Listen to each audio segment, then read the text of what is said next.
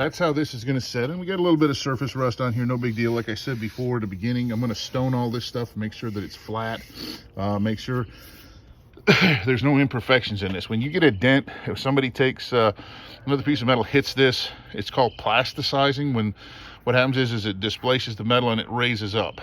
So we can't get away from that, the dent itself, but we can take the stoning and get rid of that high spot on there, so that grinding head doesn't get put in an angle that it's not supposed to. Okay. The back side of this, that's those old wool felt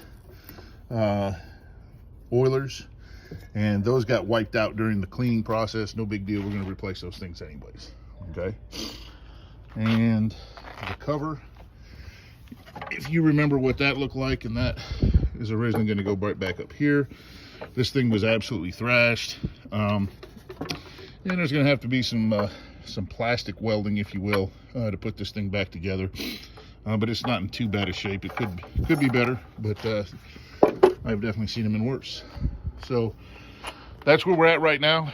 I've still got some more cleanup to do on this bed right here, and I've got to clean this motor and grinder assembly up and that gear head assembly right there.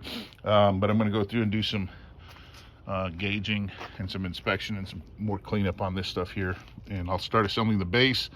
So once the base is assembled, then I'll start cleaning those things up and putting it together. Okay. Just FYI, I've also done research.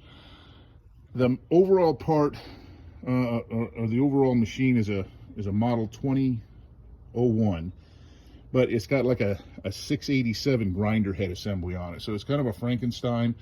I talked to the owner of it, and he said the original one was left on overnight several years ago, and the magic smoke was released from it, and they put the other grinding head on there, so it still functions the same way, just a little bit older motor assembly on there. When you see that capacitor, that bump on there is a capacitor for it to be able to start.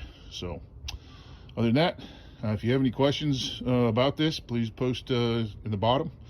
I look forward to hearing from you guys, and hopefully this is going to help somebody out who's in the same boat that I was, where you got to tear this thing down, you got to rebuild it or clean it up and get it working. Hopefully this will help you guys out. So I appreciate it, and I'll get the next video ready for you guys.